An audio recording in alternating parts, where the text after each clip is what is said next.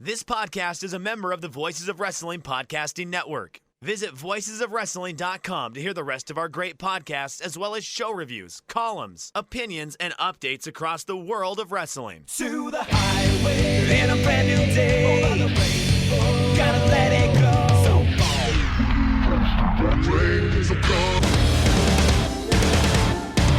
fast to finger down. Dance tonight together. He'll have me while they're singing.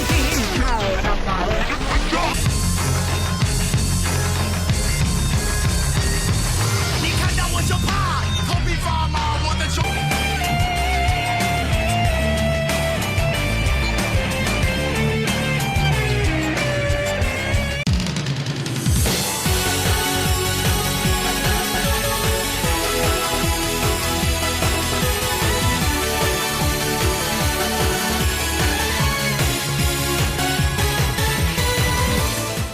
Welcome back to Open the Voice Gate for November 10th, 2022. We are members of the Voices of Wrestling Podcast Network. You can find our podcast on the Voices of Wrestling Network feed or our own podcast feed on all podcast platforms applications. Just search for Open the Voice Gate. If you'd like to follow us on Twitter, go to @OpenVoiceGate. If you would like to donate to the show, click the link in the show notes. It'll take you to our redcircle.com landing page. You click the red box that says sponsor this podcast, and you can set up a one-time or recurring donation. No obligation whatsoever, but we would like to thank all our previous donors. I'm one of your hosts. It's your old pal, Mike Spears, joined alongside your other co-hosts, Case Slow. And Case, it's only been 48 hours. Actually, it's been longer than 48 hours. For some reason, I thought that we recorded on Tuesday this week. We're back and recording 2 shows a week for the first time in a couple of years. And it feels weird, but also there's a bit of familiarity to this. Oh, I mean, I'm excited to talk to you again. I have a lot of stuff on my mind, some Dragongate related, some not. We'll kick off with one of the not categories. Have you had the Christmas flavored, Christmas edition, Christmas gimmick, Mountain Dew flavored fruit quake yet? I just saw this today, and I was going to bring this up to you on air too. So no, I haven't. It's like the it's fruitcake flavor this year, right? Yes.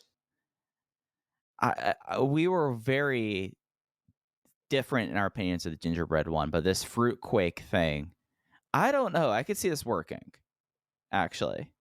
Look, as loyal listeners know, the Mountain Dew gingerbread flavor, gingerbread snapped, in the upper pantheon of drinks I've ever consumed in my entire life. I was legitimately thinking earlier this week, God, that drink brought me so much happiness. I really liked that and had so much of it stockpiled. I was drinking it through like March of this year. It extended well beyond the Christmas season for me.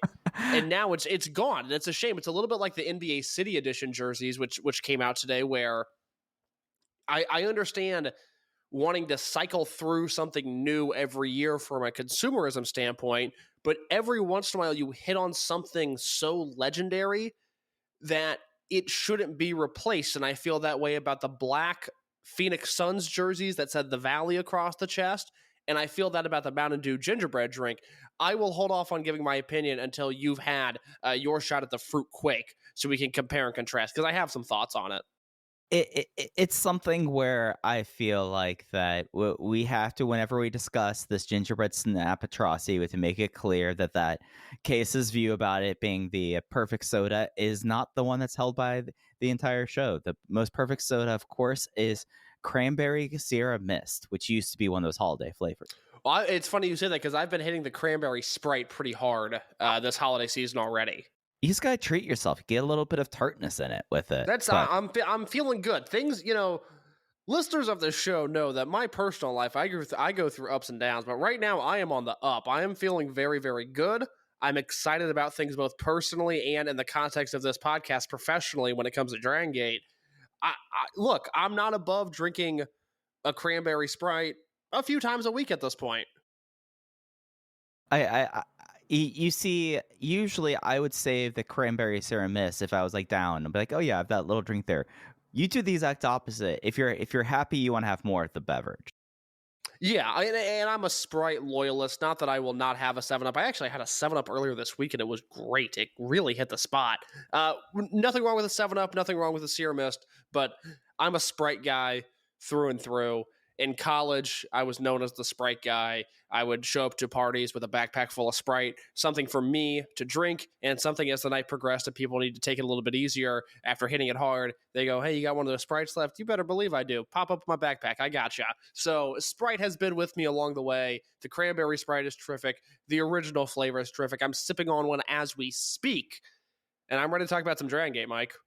Yeah, so let's get into it. So on this episode of the program, we'll talk about yesterday's November 9th Korakuen Hall show with a lot of stuff happening, headlined by that three-way six-man tag. We will preview tomorrow's Global Dream show presented by Wrestle Universe. This was the Dragongate crossover show with Noah that I feel like our thoughts are pretty well known and on the whole about this, but there's other things about this show that we'll preview and talk about what's going to be happening tomorrow on Wrestle Universe in case we decided to put together a little bit of game to close out this week. It was I forget which was the place that announced it. Might have actually been the Observer, but it was the flagship Patreon account, my friend. I apologize. That's an egregious error. Hey, Rich and Joe, let the record show. Yeah, $5 subscriber right here. I knew exactly where this news came from.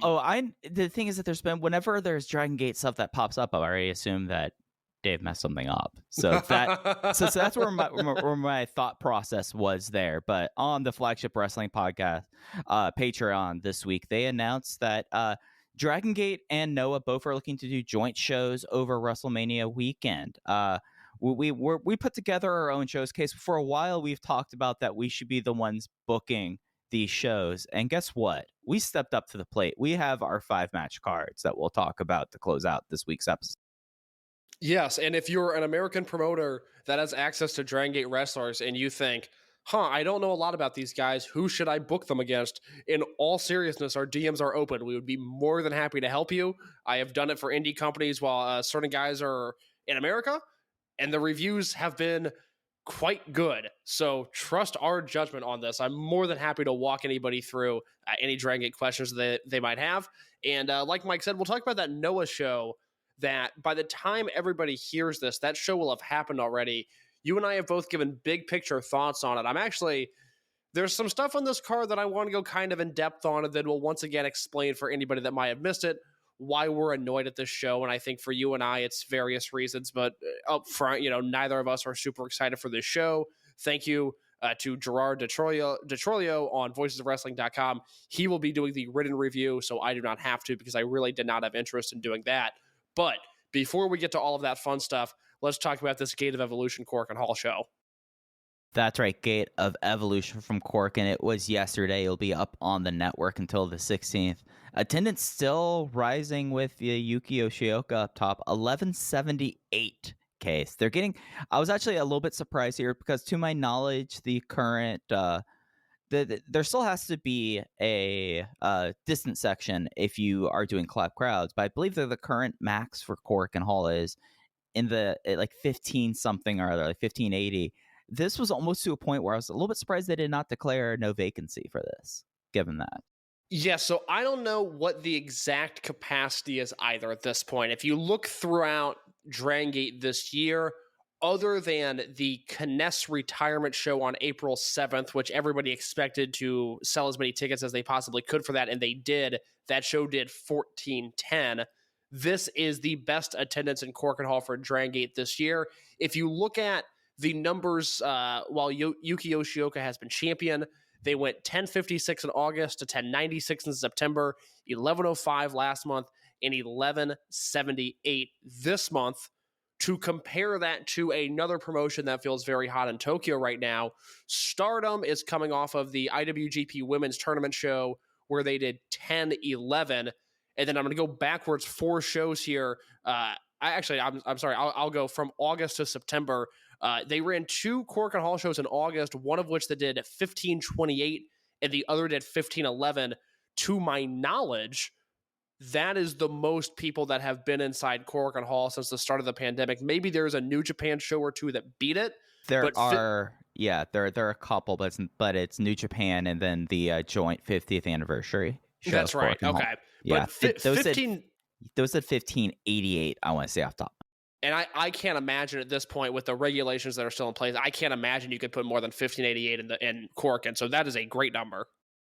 Yeah, so it's something that just big picture with Yoshioka, it's been interesting to see that climb. And also going big picture case, I know your review went live like about an hour or two ago at voicesofwrestling.com. Big takeaways from this month's Corkin show. Well, real quick on the stardom attendance front. So they did 1528 and 1511 in August for their two shows. September, they did 781, so quite a big dip there, almost 1,000 fan dip. And then 1207. And then this most recent show on October 22nd, they did 1,011 fans. So Dragongate edges them out this month. Both promotions feel very hot in Tokyo, and that is coming from me, somebody who watches Dragongate and does not watch any of Stardom, but both feel like they have some momentum in Tokyo right now. The Noah show that happened the day we're recording, that did 789 with a Timothy Thatcher GHC title match on top. And that is the most fans that Noah has had in Korakuen this year. DDT are fluctuating anywhere from about 400 to 800 fans in Tokyo.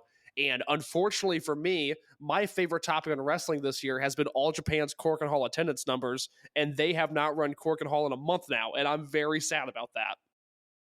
You know, it's something that maybe after the Suwama shock, they needed to give that building a little bit of a break.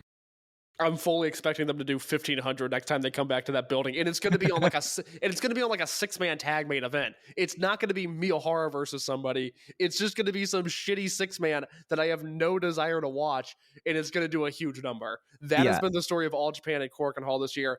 I legitimately think it's a story that is not talked about enough. Really, since the second quarter of the year. 800, 900. I don't remember. I think they've cracked 1,000 fans a time or two. Yeah. I've got to deal with the pro wrestling Noah hive mind talking about how they're the number 2 promotion in Japan when All Japan is killing them in the Tokyo area. Yeah, and it's something that like, and it's something that like when you talk about Korakuen Hall, like I don't think, and it's one of those things that I know we've talked about here a couple times. A couple promotions are going to have to make decisions about strategies in Korakuen Hall, and All Japan, I feel like has moved itself in the boat with Dragongate. Weirdly, that it's just like you're a company that like, do you want to give up 300 tickets worth of seats? And I think that you're going to see like with Stardom that they can eat it if they wanted to because of Bushi Road, but it's going to be interesting for All Japan, I think, because it's different kind of circumstances, but I feel like that they're kind of in a similar position as Dragongate in this building at this point. Well, at the risk of sounding stupid, just to confirm, All Japan doesn't have a major corporate backer, at least publicly, that we're aware of, right? Yeah, I mean, if it's a company that's behind them, it's not to the scale of this. Like I believe it is a single person who owns it now. I will look this up right now, but it is something at a different scale that would not be. It's Tsuyoki Fukuda who is the owner of All Japan. So I'm sorry to derail us so early on All Japan talk, but I'm looking at Edion 2 numbers right now, and Dragongate last ran there September 4th. It was Daya and Kakuta versus Ben and Yamato in the main event. They did 597, and we all walked away from that show going like, damn, that was a great number. That's, obviously lower than what they were doing in Osaka with no attendance capacities, but that's up compared to what they've been doing throughout the pandemic. I am going to phrase this as saying All Japan claimed, and this could be people in the building, this could be tickets sold, I don't know, but they did 689 in Edion 2 on October 23rd, and that was Kono and Sawama versus Ryuki Honda and Shotaro Ashino in the main event. We'll look down the card, see if there's Zeus. Yeah. No, not Zeus, but you know who's on the show that is a reliable draw. It's not Zeus, it's not Bodyguard, it's the goddamn Strong Hearts. No Shima, but Lindemann, T-Hawk, Irie, and Yamamura's friend in an 8-man tag. Bodyguard is on this show, Look at Mike. Listen to this match. This is like 90 minutes into the show. We normally do this, but 6-man tag, third from the top.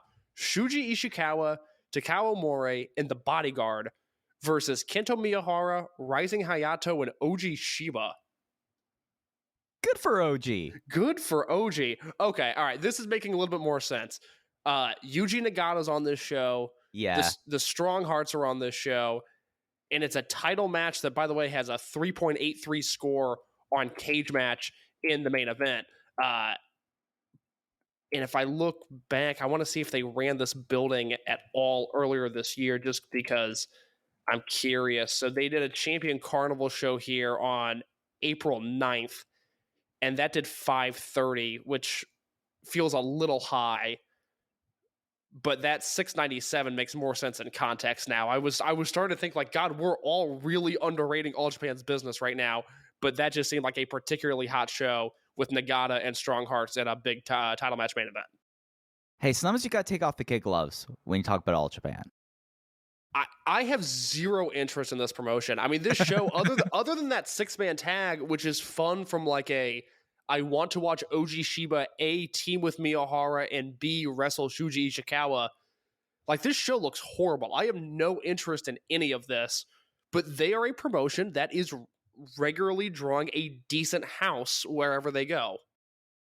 Yeah, and it's something that, I mean, to my knowledge, All Japan still has a traditional touring thing, so one of the things that helps out Dragongate is that they get to do these shows. Like, they did an advertisement for a Sold show in the middle of this. Like, you do these things that, you know, put money in your coffers, and it's the same thing with All Japan. All Japan still does that stuff too. Like, they still tour and do like the Sold shows. So I'm not surprised. Yeah. That is our attendance roundup. I don't have any more thoughts on this. I think I'm finally ready to talk about Korakuen Hall.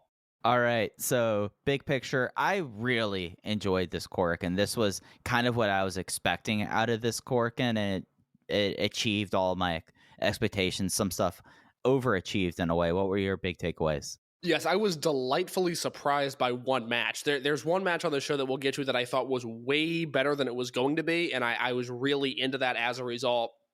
If you look at my written review on voicesofwrestling.com, that middle section of the show is, 2.5, 2 3/4, 2.5. But at no point did I feel like this show dragged. At no point did I feel like this was a bad show. It's one of those on paper where everything that looked like it was going to be good was, and the stuff that didn't look that enticing obviously was not super enticing, but it didn't overstay its welcome. So overall, this was a pretty solid show. Yeah, and it was something that 3 hours and 30 minutes. Like, I feel like this actually felt like a longer show than Gate of Destiny, but not in a bad way. But the way that these Korakuens, as we've talked about, as they've gotten further away from the OWE split, they've become to resemble more and more Korakuens that you've seen in the Torimon era, where it's just a lot of stuff. Maybe 1 or 2 matches get real time, but no one's overstaying their welcome, and a lot of stuff's happening in between matches. And it definitely, at least to me, felt like a longer show than Gate of Destiny, even though I think that Gate of Destiny still probably had a longer runtime. Yeah, only 2 matches on the show that eclipsed the 10-minute mark, that being the semi-main and the main event. But if you look at the match times here, 9:09 in the opener, 8:57 match number 2, 8:35 match number 3, 8:34 match number 5, and 9:42 match number 6. This is a show where, oddly enough, the singles match between Fuji and Mochizuki Jr., that was the shortest match on the show, and that was one where that probably could have gone 8 or 9 minutes. I would have been very okay with that. But the tags that floated right around the 10-minute mark, none of them bothered me. Yeah, and it's something that there's a propensity to that. I think that sometimes it maybe helps that they break them all up into different matches, So you don't have to, it's not like the house shows where it's like, okay, we need to go 15 minutes anyways. So like you have 9 matches on this show. You have to keep things moving, which I think last month was 6, but that was with the gauntlet match. This month was 9, and it was a show that felt like 9 matches, but not bad by any means. Not at all. And it started off not with a future match, but with an exhibition as Yoshiki Kato took on Punch Tominaga. Like the future matches, these matches go to a time limit. And this time, it went to a time limit. However, for at least the first time in memory, a rookie has scored a fall in an exhibition match. Yoshiki Kato at the 3-minute mark got Punch Tominaga up in a wrist clutch torture rack, submitted him, and looked like he was going to try to rack up the he was going to see how many more falls he could do before the end of it. But in the post-match, GM Ryo Saito came out, announced that Kato, the last member of the class of 2022, will debut in Korakuen on December 6th. After the fact, I think this was announced this morning, it was announced that his opponent in his debut official match will be Madoka Kakuta on December 6th. So Kato is someone who's been around for a long time, Case. And it was something that I felt like that he was one of the few people that kind of stuck out when they were doing the matches because of how much bigger he was than anyone else. And he's gotten even bigger since then.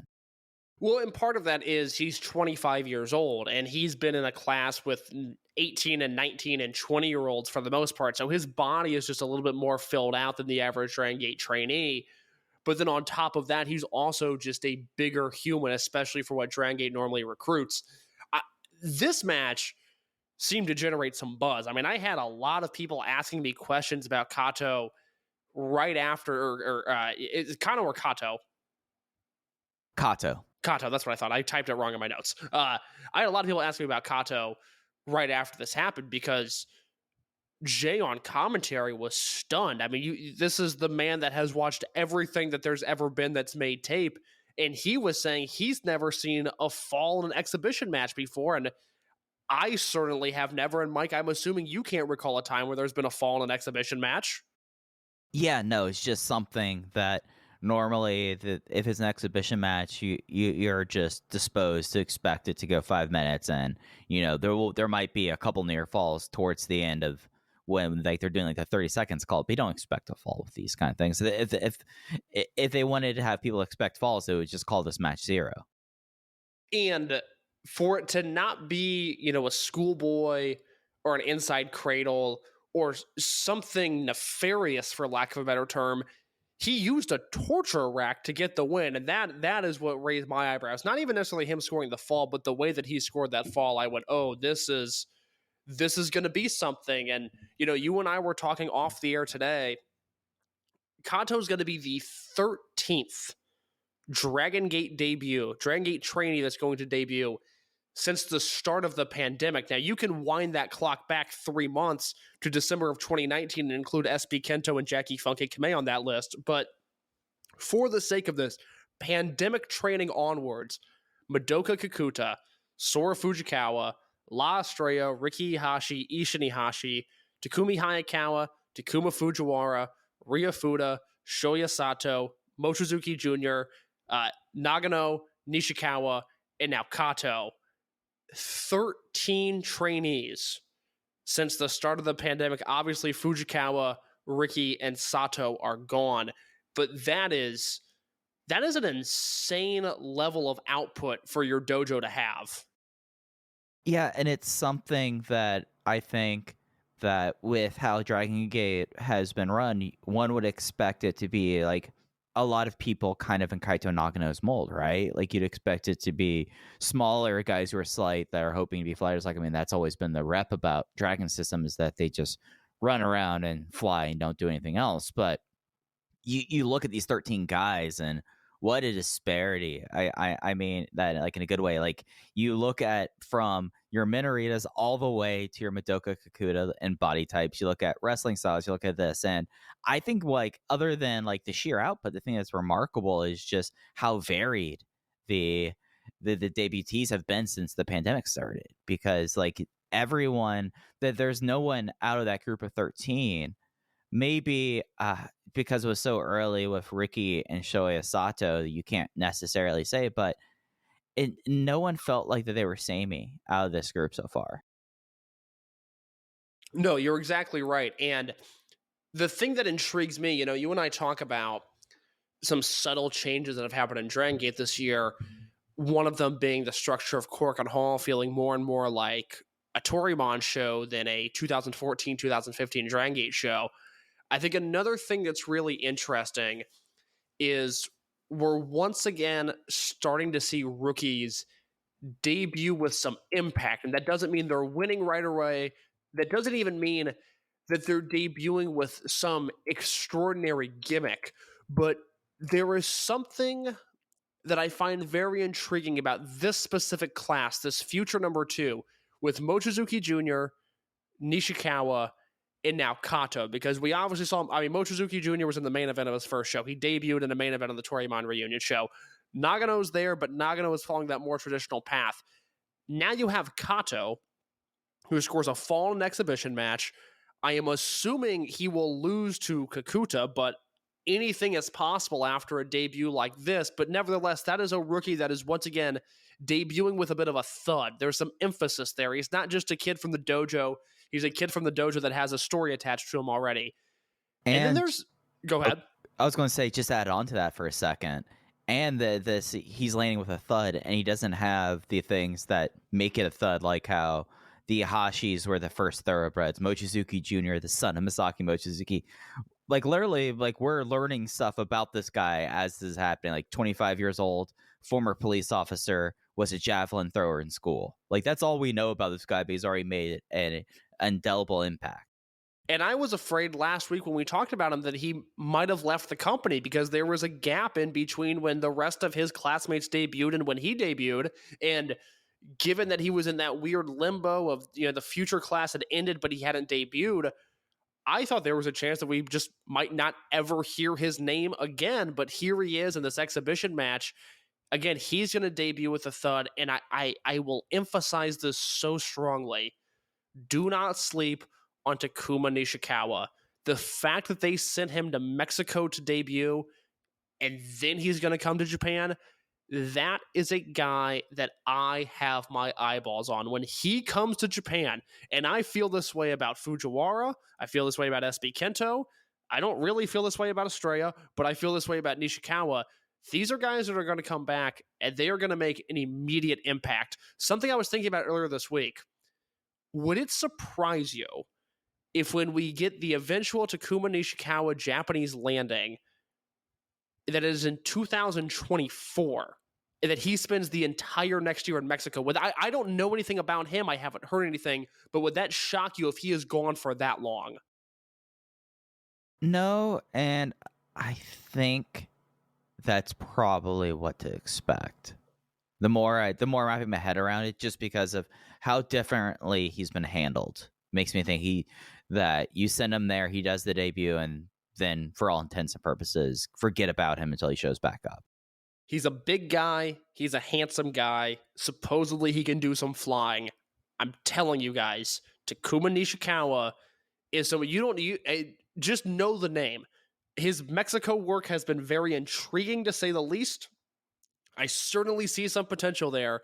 When he comes to Japan, that is going to be a guy that we are going to be talking a lot about. Yeah, no, it's going to be interesting with him for sure. The opener of the show was Natural Vibes versus Z-Brats. It was UT, Jason Lee, and Strong Machine J for Natural Vibes versus Kai, Hyo, and Ishin for Z-Brats. The newest member of Z-Brats, Ishin, scored the fall with the death penalty submission. That's what he is calling the Alcatraz. Locked on Jason Lee. I think this was a really strong debut for Ishin as a heel outside of the Gate of Destiny turn. I like the presentation of it. I think Ishin being a little dead behind the eyes is interesting, just given how much he was able to fire up and emote as a babyface. This seems like it's going in the opposite direction, but I still think it's a positive change. I like this combination of Z-Brats guys, Hyo, Ishin, and Kai. That's a pretty brutal heel trio for a Dragongate match, and I'm excited to see specifically that trio to see if they team more going forward so they can throw their weight around a little bit, because Hyo can talk shit, and then Kai and Ishin can clean up his mess, and I think that's an interesting combination of guys.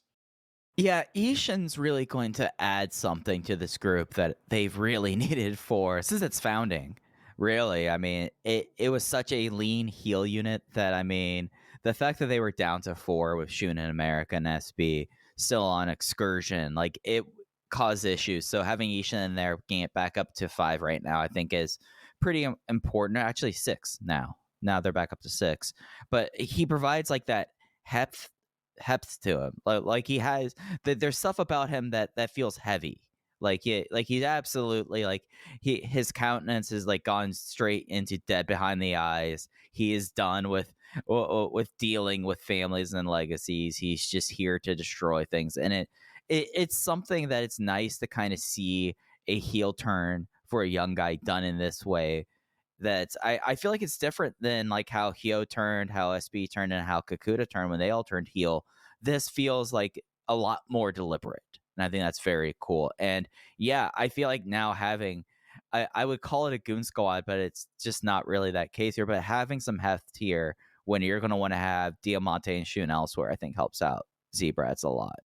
Yeah, I think that's a really interesting part of this unit where it's not quite as extreme to be able to say like you have, Z-Brats Black and White and Z-Brats Hollywood, but the way that this unit, who feels so cohesive, if you had a 5-on-5 or a 6-on-6 tag match right now and Z-Brats are in it, everybody lined up together is going to feel really strong and feel like one. But the fact that the unit can take on a different aura when it's Shun and Diamante and whoever, or when it's Kai and whoever, or when it's Hyo and whoever, the different combinations of guys I think are really part of this unit's success, because there were times, even in RED, where you could have a bit of a dud lineup within that unit. There were times where you might get a trios match where it's like, oh, those are the guys they're rolling out.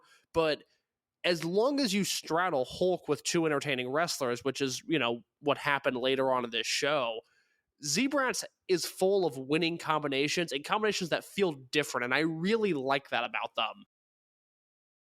Yeah, I mean, like, think about like at RED at one point, it was you'd be having matches that was like Yoshida, Diamante before Diamante started improving, and Kazuma Sakamoto. Or Kanda. Or Kanda, yeah. I mean, Yoshida, Kanda, and pre-lockdown Diamante.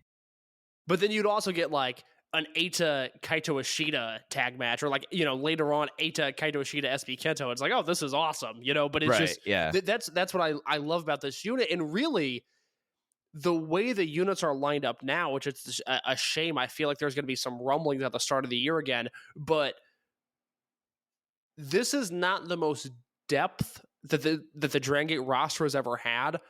But the unit alignments feel about as fair as they've ever felt. There are very few matches on paper right now in this specific era where I go, ugh, that's a miss. That's a complete swing and a miss. That units feel very balanced right now, which I like. And the only units that don't feel balanced at the moment, they're doing things to address that. Yes. At least in the short term. So yeah, no, I totally co-sign with that. It's something that this was always going to be a shakeup that I felt like it was going to take a while, but this is something that maybe it's, instead of being a shakeup, it's the state of things right now. Like, that's just, there's just a lot of movement in the unit battlefield, and it certainly doesn't feel like it's going to be stopping anytime soon. Good opener, and I'm very glad that Ishin is where he's at. He's been handled very well so far. Yeah, I went 3 1/4. I thought this was fun. I'm right there with you. Match 2 was a kind of Rikyū Dragon Pro Wrestling produce, kind of not. Shisa Boy making a rare Korakuen appearance, teaming with Teal and Shisa versus Gurken Mask and Trami Saver. Apparently, Gurken Mask is a heel right now in Rikyū Dragon, which breaks my heart. I can't take that. I mean, you hear that theme song, Gurken Drive, and you can't think of anything despicable out of him. But he's a bad guy, teaming with Trami Saver.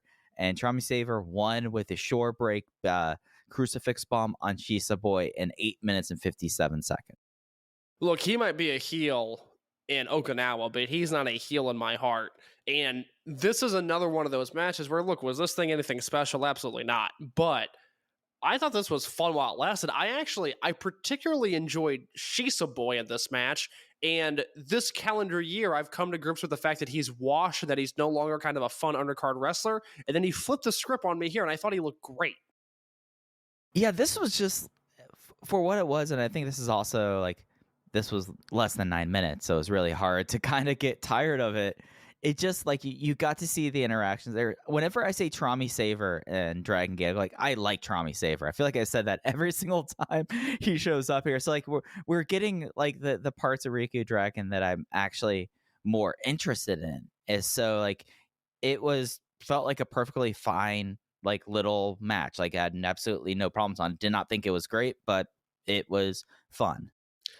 I'm going to be really curious at the end of the month to see what those Okinawa shows look like, because the last time they were there was in June. This was right after the Toryumon reunion show, where we went from this great opening quarter with all of these unit changes and Fujiwara taking shape and Kai developing into this really fun heel champion. We go into Dead or Alive. That show's pretty good. Hey, King of Gate's really fun. June King of Gate finals are great. Toryumon reunion show happens, and overnight it just all goes to shit. And the rest of the shows in June, and then obviously the main event angle in July that led to a complete business skid for the rest of the month through World and the Ultimo Dragon show. It wasn't until August when the snow globe was shaken and everything was refreshed. But those June Okinawa shows felt so dire and were such a bummer to watch. And it was sad for us because we were excited that Okinawa was making tape again. It had been a while since we had seen shows from Okinawa. And then they were, oh my God, they were dreadful. They were so dry. I think you and I did like 20 minutes on 3 shows and then moved on. We had to find another topic to talk about because there was just nothing to say about those. And that was coming off of a Fukuoka triple shot. Yeah. That was also super dry. So I really hope that when we get Gurikin and Saver and the Shisas back at the end of the month, that there's some life to those shows. Yeah, and it's something that like with these Okinawa shows, I think this time it's kind of less supported, but it's something that like it always ends up being like a big like fan club kind of thing also. So maybe it could be something where like you can maybe have something with capacity, just so that we can get some cheering with those shows, because like it was something that it was weird and not weird in a pleasant way. Like, well, I think that was the show that like we decided we had to watch that Hanshin battle just to clear our palates. I think that's when we did the Osaka Pro review. I think you're right, because it was just, I mean, weirdly enough, like those will go down in history as the last Kaisuke Ikuta Dragongate matches. And God, I mean, I'm looking at like this show, I'm looking at it on paper, it's not even that bad. This was June 19th. Top 2 matches, BB Hulk and Hyo versus Ben and Yamato, but this was at a time when High End just had nothing going for it. And then main event was Daya and Yoshioka and Susumu against Kai, SB Kento, and Shun, which I think if you run that match back now, it's a million times better than it was in June. And it looks like the night before would have been Hyo and Skywalker versus D-Courage, which again, that should have been better. And then main event, Ashita, Minoura, and Doi versus Dragon Kid, Okuda, and Yamato, which already feels a million years ago. Yeah, it's something where sometimes months fly by, sometimes months feel like years. And it does feel weirdly like June feels like a completely different year in this company.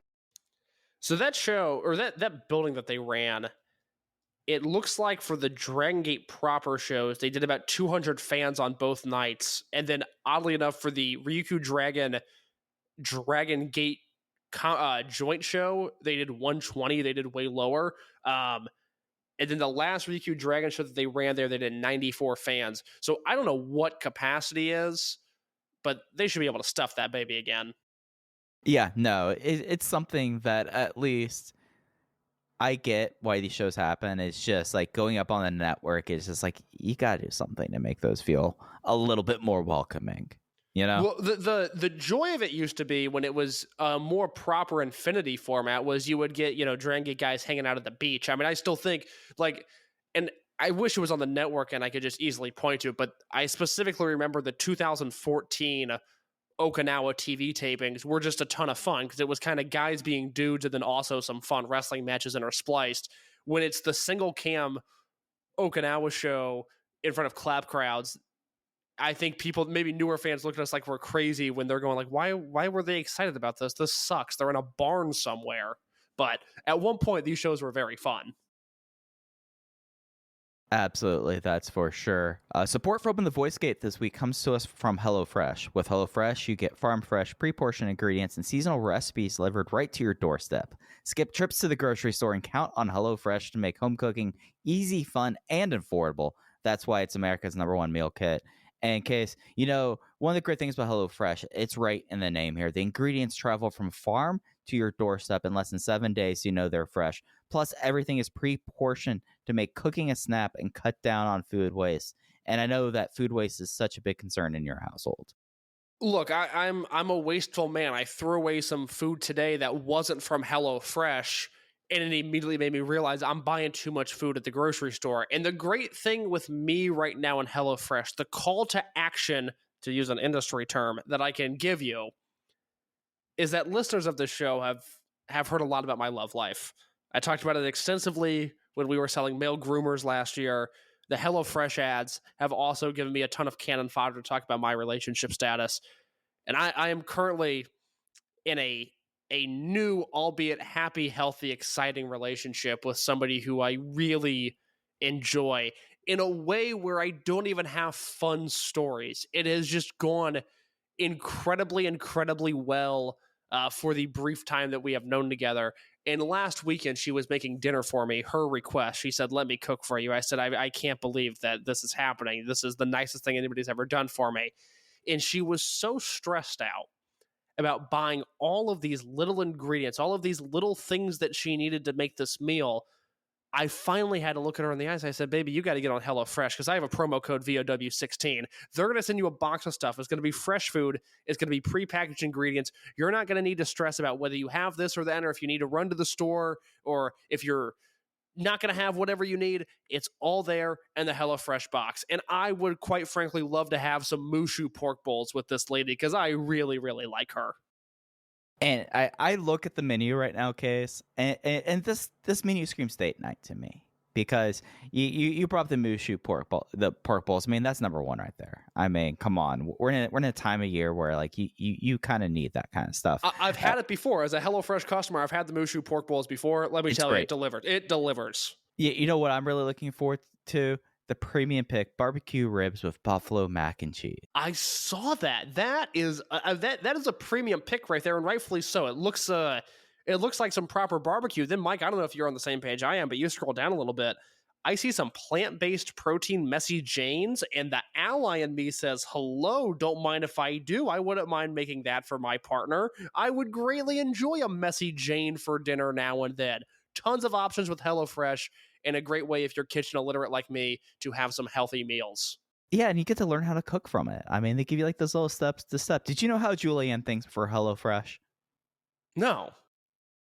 Yeah. You learn actual skills that you put forth in your life with HelloFresh. Sweet heat shrimp tempura bowl. Sorry to cut you off, but I like anything that has sweet heat in the name, and that might be going in my cart next week. That looks excellent. When people ask me about KSLO, they ask me a phrase to describe him. I describe it like, KSLO, how do you describe KSLO?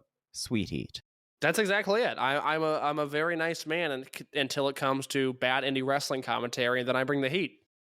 Absolutely. And if any of these sound appetizing to you, you want to learn how to cook a little better. You want to pare it down on your groceries. This is what you do. You go to HelloFresh.com/VOW65 and use promo code VOW65 for 65% off plus free shipping. That's HelloFresh.com/VOW65 and promo code VOW65 for 65% off plus free shipping. HelloFresh, America's #1 meal kit. Case, I was really looking forward to talk about this next match with you, because this would normally be your touch football match of the evening, starring Ultimo Dragon, Genki Horiguchi, and our main man Kenichiro Arai versus Konamaui Chikawa, Ryu Fuda, and Ho-Ho Loon. And it was Kenichiro Arai winning with a cravat package on Fuda. And Case, it is time for people who might not understand the delights of one Kenichiro Arai. I was so delighted to see that you showed proper respect to our main man around here, and as you showed out for us on Wednesday. This was fantastic. I mean, Arkin and Fuda just took control of this match, and it's probably a bad sign for Ryofuda long term that he's quote unquote crushing it with Kenichiro Arai in match number 3, where you look at where Takuma Fujiwara is at, and you look at where Minorita's at, and you look at, where Mochizuki Jr. and even Kato are at, that he's in this level, and I'm looking for signs of encouragement here. But God, he and Arakin were just so much fun in this match. Yeah, it's something that he is the sleaziest guy with a Dragon System affiliation, not named Taru. But Kenichiro Arai, there's a genius behind like the permanent like stench of Pall Mall cigarettes within a 10-mile radius of him. He understands that sometimes you'll come across a punk and you'll lock on the tightest cravat. Chris Hero would be so proud. That's the thing. Sorry. Go ahead. Sorry, I got excited thinking about the cravat again. Because the finish, like Fuda was like rearing up. He pulled off one of his step kicks. So it looked like that Fuda might have got something together, trying to stake his claim. But nope, Kenichiro Arai just went, I'm Arakin, and I don't do this stuff, and just put him in a cravat and dragged him to the mat with his shoulders down for the 3 count. To a point where Jason Lee was on commentary basically pleading with Jay, asking if he could steal that move, and Jay is like, I don't, you gotta ask him, not me, I don't know. Which was, I would put in my Hall of Fame Dragongate English commentary moments of Jason going, can I steal that? That's really cool. I want to do that move. I would like to do that just over and over again. But yeah, Arakin busting out basically Chris Hero and Chikara level pinning combinations here, and getting Fuda with the cravat pin, something I've never seen before, something that I want to see more of. This was a ton of fun. I had to go back and make sure that Arakin didn't end up wrestling in Jeffersonville, Indiana. Just in case. Just in case. I don't believe so, but I bet for all of the American towns and cities that Arakin could be booked in, Jeffersonville, Indiana would probably be his favorite. Hey, like there's the guy from Ganbare who is wrestling in the States now, Shota, right? Yes. I'm imagining like the reports back that he's probably shooting over to Ark. And I mean, they were Tenryu Project Tag Team Champions. They have to have like a text thread between the two of them. And it's just like, well, I was in South Padre Island wrestling on a beach today. And Kenichiro Arai just responds, good. Do you think Arakin's ever used an emoji?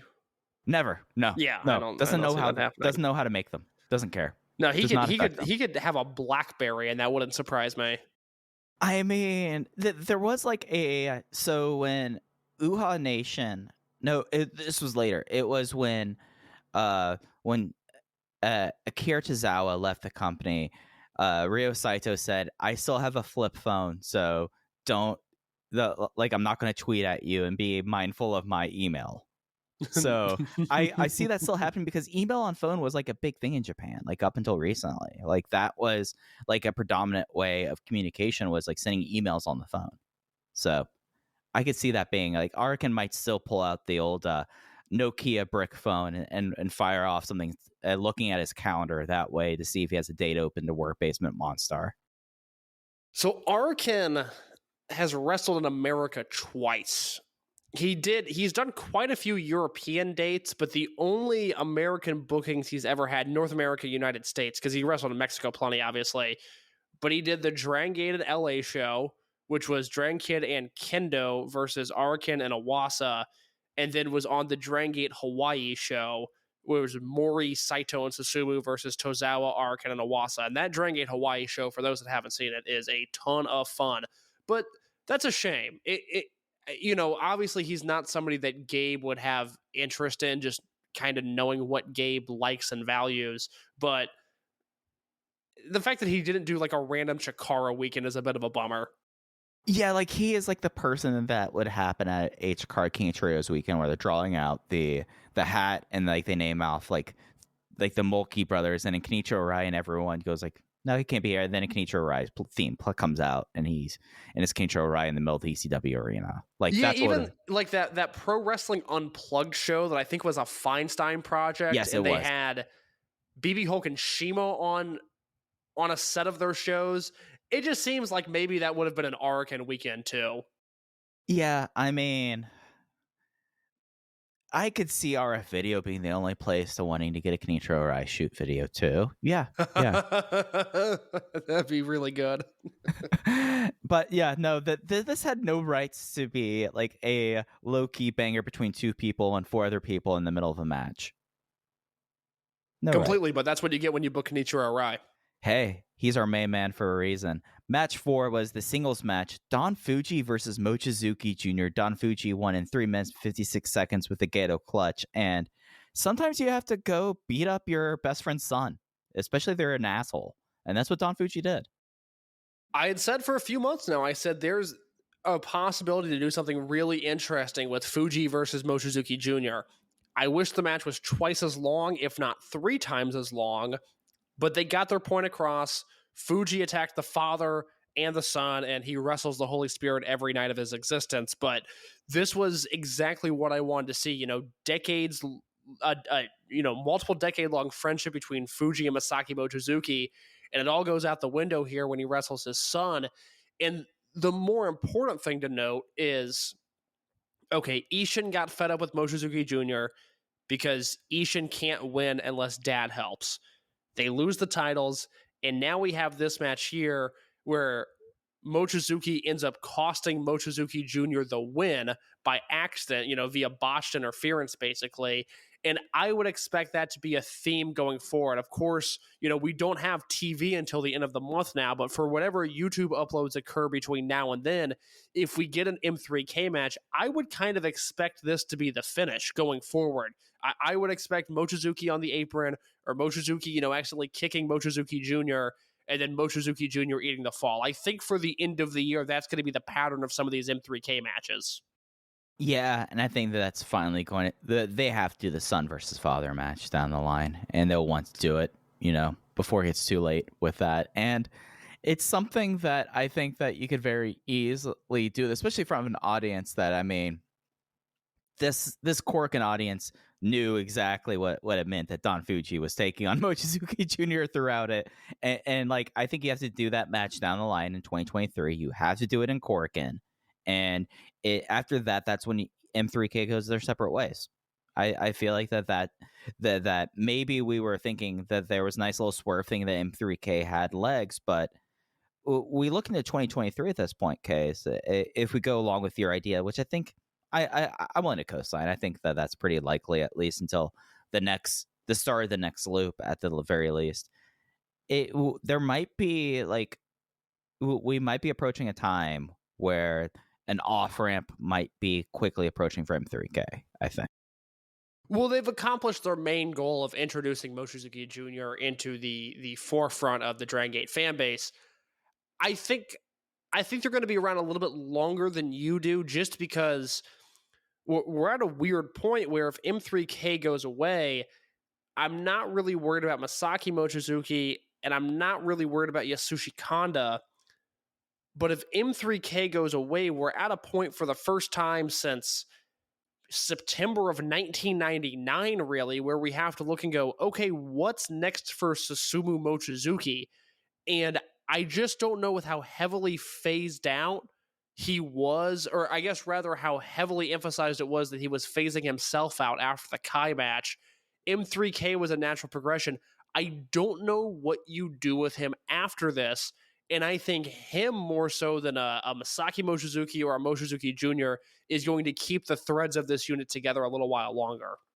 No, that's entirely fair, because I think that is a conversation that would have to happen, because his unique position, and especially when you look at the rest of the people in his generation, I think that M3K ending anytime in the near future, you have to have that conversation about Susumu.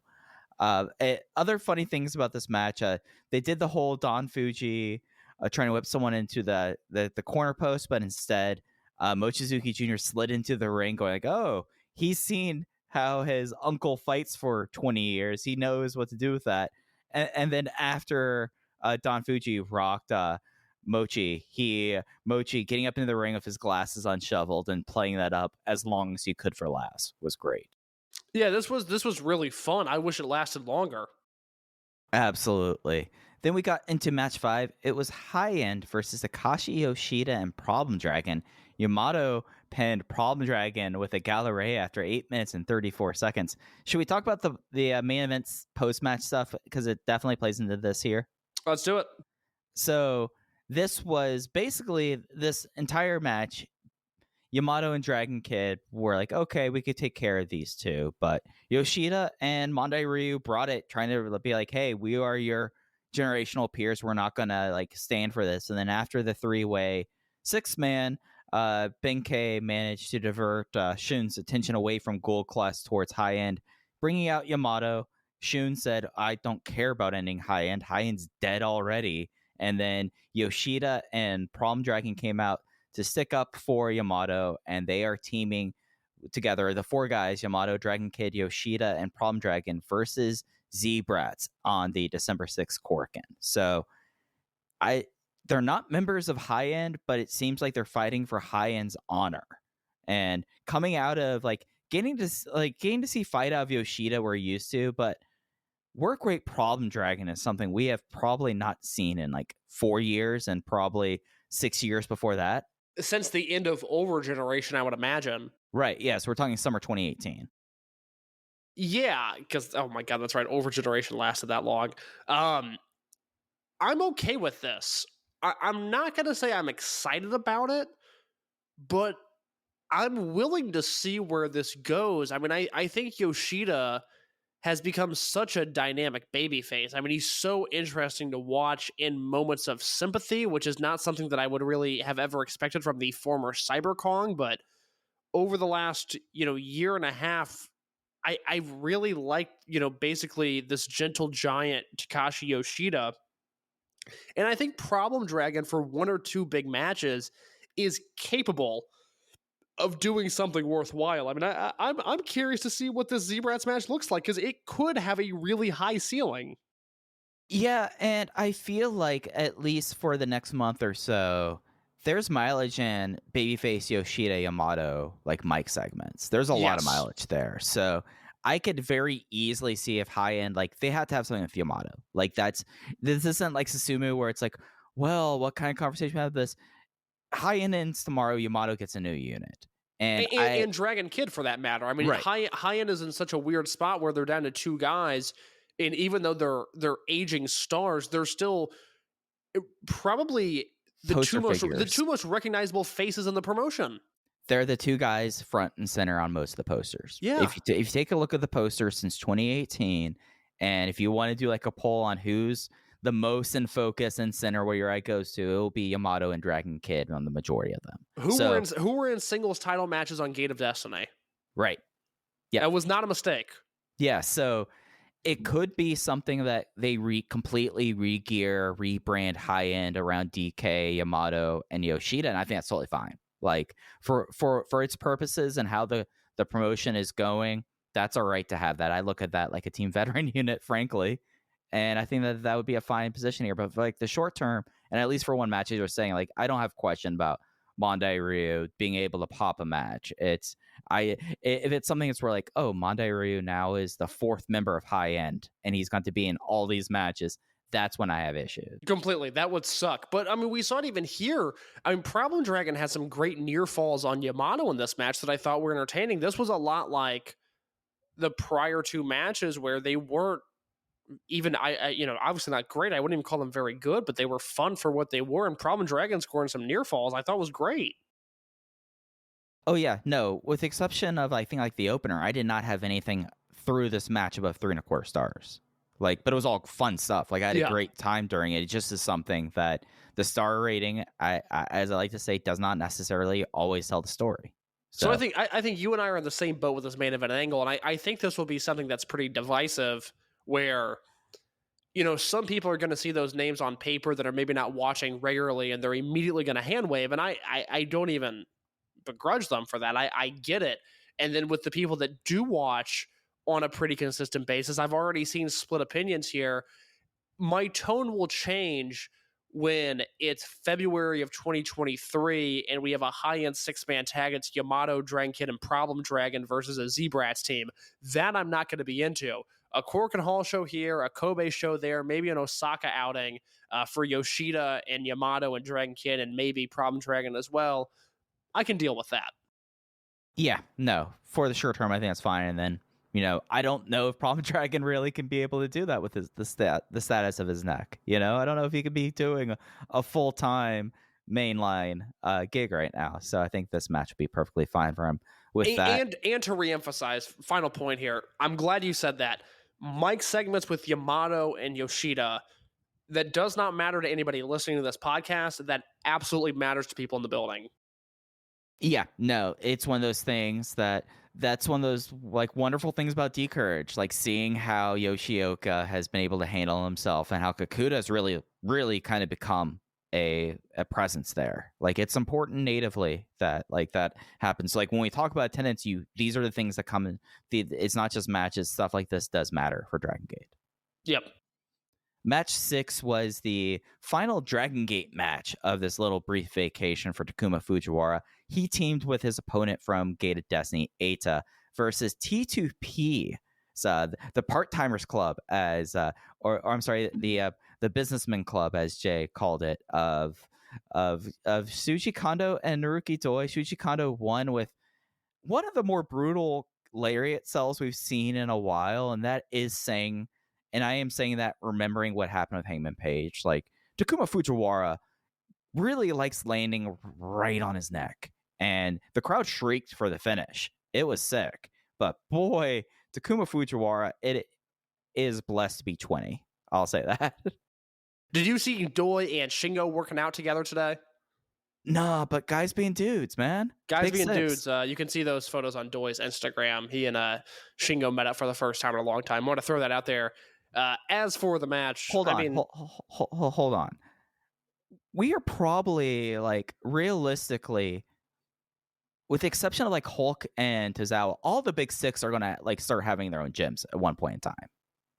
Like it's going to happen. And does Hulk? What's Hulk's thing? Because he's not a gym guy. No. Drinking's his thing. BB Hulk strip club. Yeah. No. Ladies of the night, brought to you by BB Hulk. Yeah. But no, it's just something like Mike got very uncomfortable. I'm just like thinking, like this was 2005, and maybe if Magnum had a little bit more of a voice in the room, might not have gotten too far away from that case. No, that's true. A Magnum Tokyo BB Hulk nightclub certainly seemed like a realistic possibility at one point. Seems like a threat too. It seems like a bad time.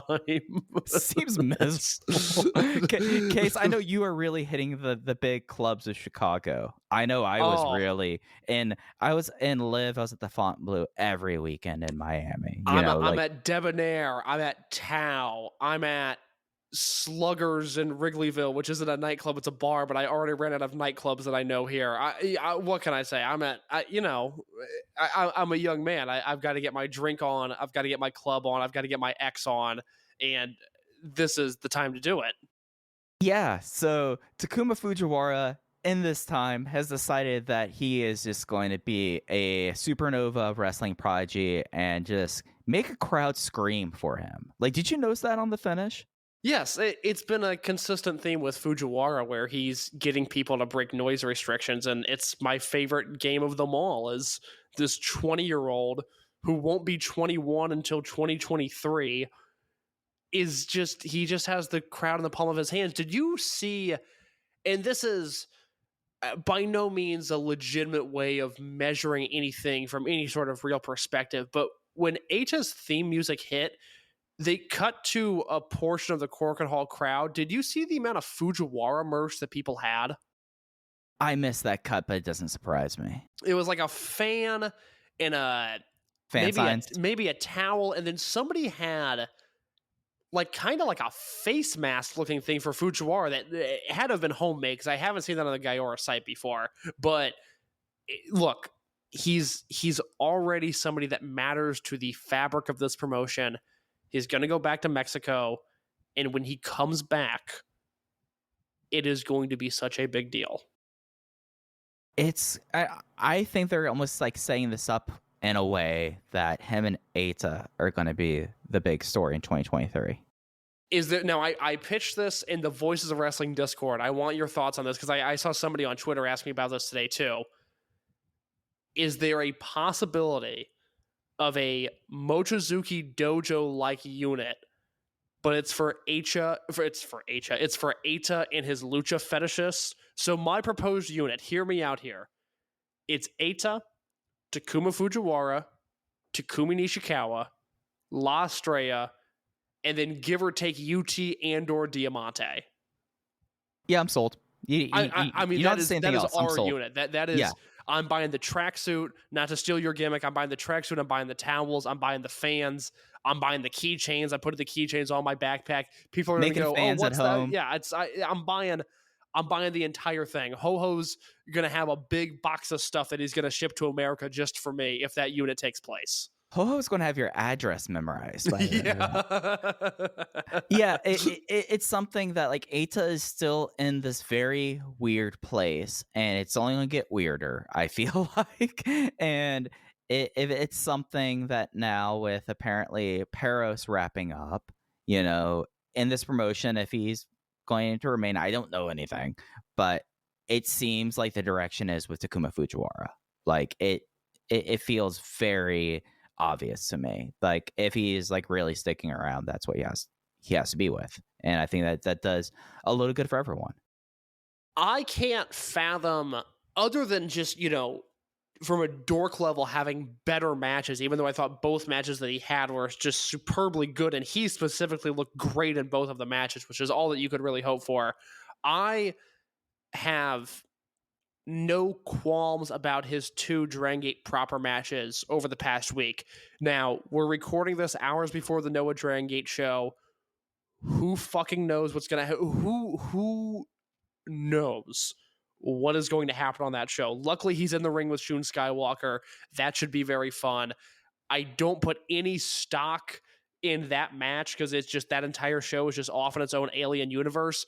But what I do know is that for the 2 Dragongate proper matches that he wrestled in, I have no notes. It didn't reaffirm my belief that Fujiwara will be a megastar. It actually added fuel to that fire.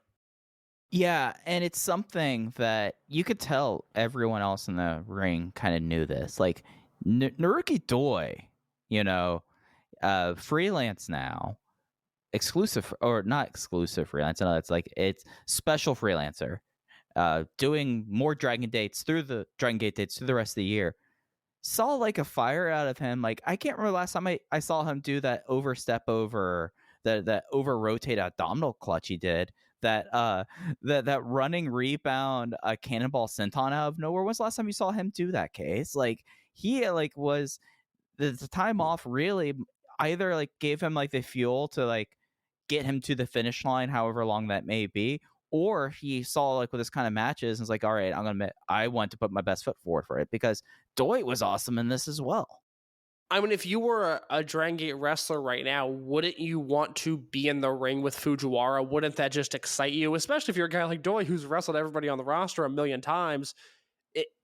If he's going to wrestle Nagano, he's not going to have the same fervor that he has with Fujiwara. Like, that's something that Fujiwara has that I think is so interesting.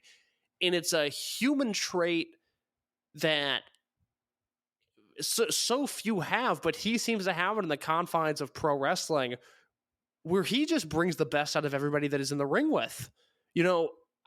I think this is a Dragongate thing, a lot of the time, where you rarely see guys that have bad chemistry with one another, but Fujiwara is going to be one of those guys that I think, if everything goes right, 10 years into his career, we're going to look at a list of guys in the same way that, Bryan Danielson. How many people have had the best match of their careers with Bryan Danielson? Kenta Kobashi, another one. I know I'm throwing out big names here, but I think in the context of Dragongate, Takuma Fujiwara will be that guy where people have their best match with him. He's going to be the measuring stick. Like, even if it isn't to like that level, like I feel like that is becoming more and more of a realistic possibility by each passing day. At the very least, he's going to be the person that I feel like if someone comes into Dragongate, I'm not certain about them. they can't have a good match with Takuma Fujiwara, I'll know a lot about them immediately. It would be the quickest way for your stock to plummet. I mean, it would be Enron levels of I no longer want this stock. Right. Yeah. So it's also exciting for him, and it's stuff that like he kicked out of a Bakatari sliding kick in this match. Yeah, Eita broke up the pin on the Bakatare, but I am gonna go with the narrative as well that he kicked out of a Bakatare sliding kick and then kicked out of a King Kong lariat, which is no joke. Yeah, and it was a short arm like shotgun blast King Kong lariat too. Like Kondo always delights whenever he gets to kind of do this sort of thing, and you could tell like that. Also, he was like, "Yes, not only am I going to get to do this, but I'm going to do this with someone who's going to bump like crazy. He's a phenom, and it's going to be a good time." Absolutely. This was.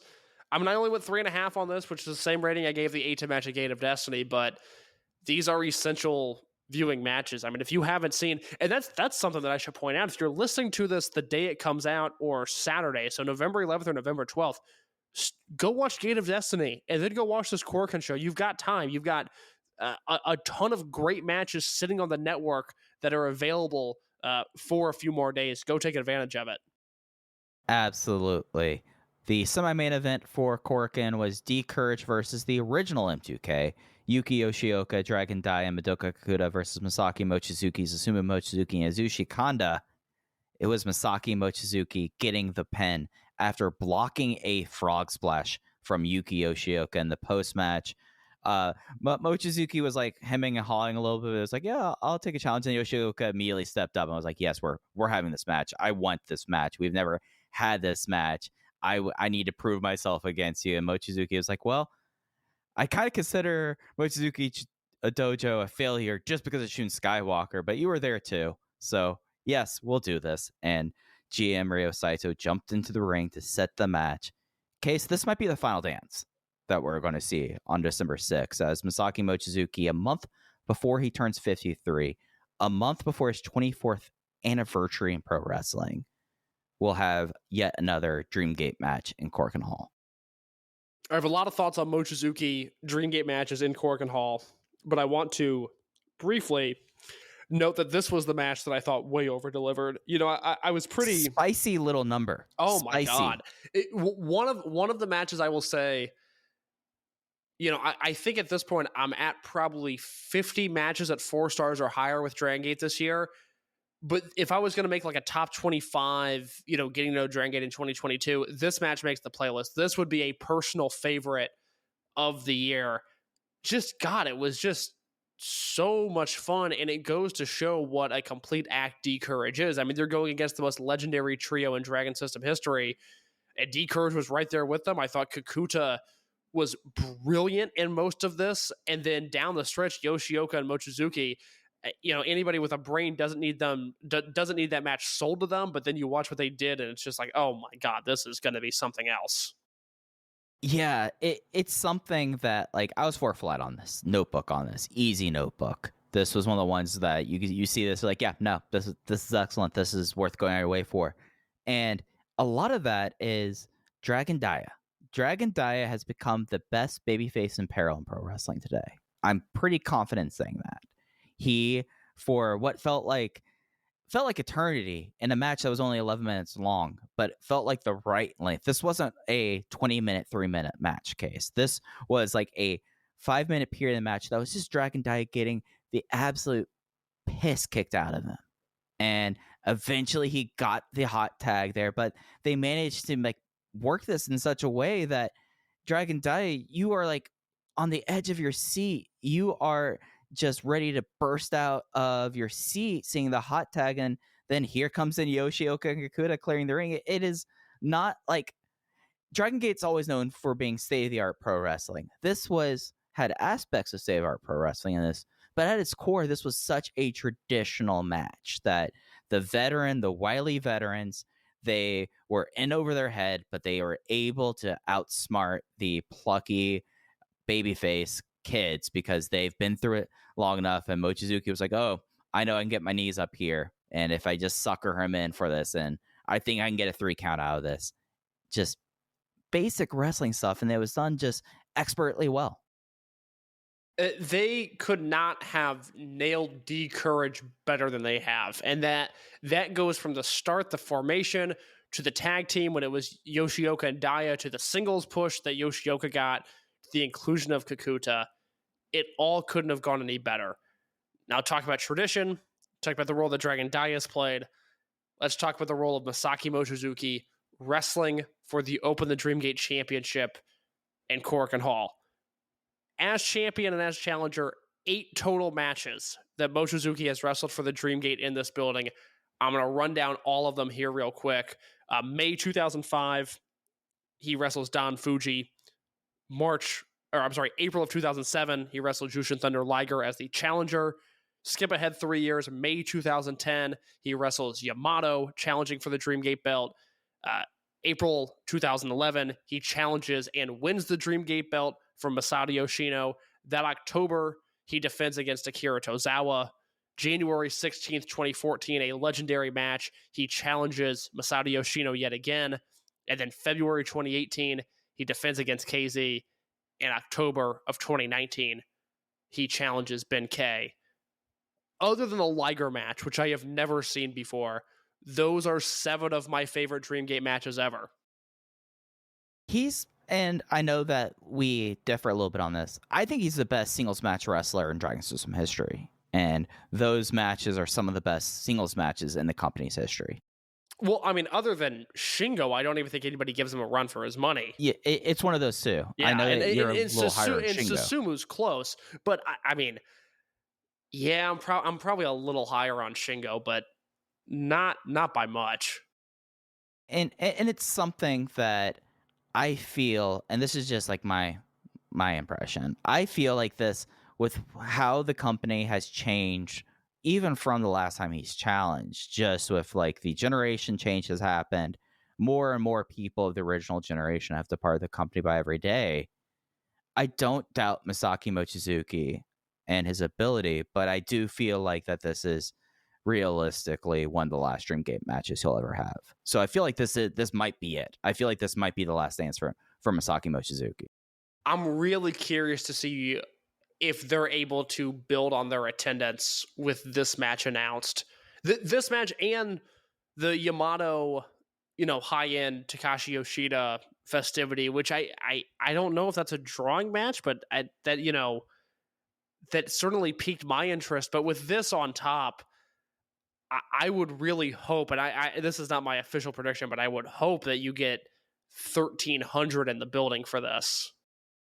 Yeah, especially for the fact that I know this wasn't mentioned this time, but Mochi, Tokyo native, views Korakuen Hall kind of as his home turf too. So like, there's a reason why almost, other than him when he was a champion and going elsewhere, a lot of his matches for the belt happened in this building too. So yeah, no, before you came to 1,300 in my head, that's what I had to. So I'm totally with you on that.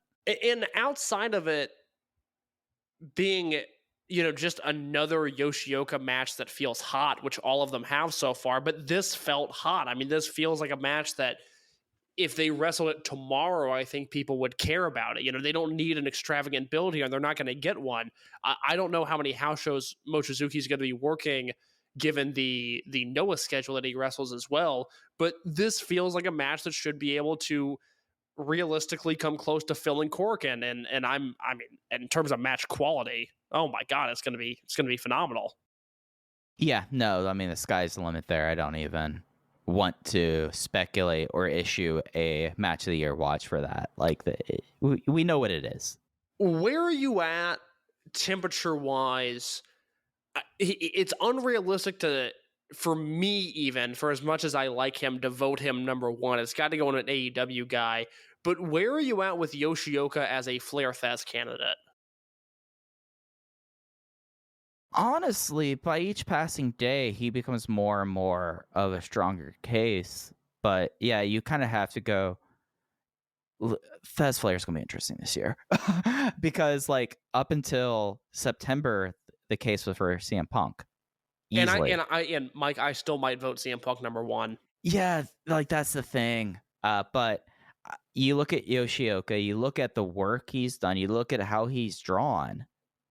I think that you take the outside the field, outside of AEW, I would put his case up there with a lot of others. I mean, he is a positive business draw the company has drawn year over year, not only in small buildings, but in the big shows with him on top. And objective growth as soon as he was made world champion. Objective growth. Like you can immediately point like, oh, this is when he was champion because business is going up. And then you have the fact that you have the great tag team work with Dia starting off the year. And then you had one of what I think will go down as one of the best King of Gate runs in history. And then you have what he's done as champion. So who are your candidates this year? It's going to be Punk, Mox, and I think Mox is gonna run away with it. And I'm not saying he shouldn't. I really like Jon Moxley, but I feel like I really like him in a world where everybody loves him, and I'm always just I'm lower on his in-ring work. I'm really surprised at some people that are considering him for most outstanding, because for as enjoyable as he's been, I don't look at him as that sort of wrestler at all. So I think he's the best bad wrestler in a long time. Frankly, he is the first ever vibes wrestler. He wrestles on vibes, not ability. I like that. So Punk, who is going to get shafted, which I don't think is fair. But people are already forgetting the tremendous impact that he had while he was in AEW. So Punk, Mox, MJF, is that somebody that people are going to vote for? I think people would, but I don't think he's a good candidate for this category. I mean, I would say Roman Reigns over MJF every day of the week in this particular one. I am so out on that. If Reigns gets even 25% of the Hall of Fame vote, I'm going to be so irate. I still don't.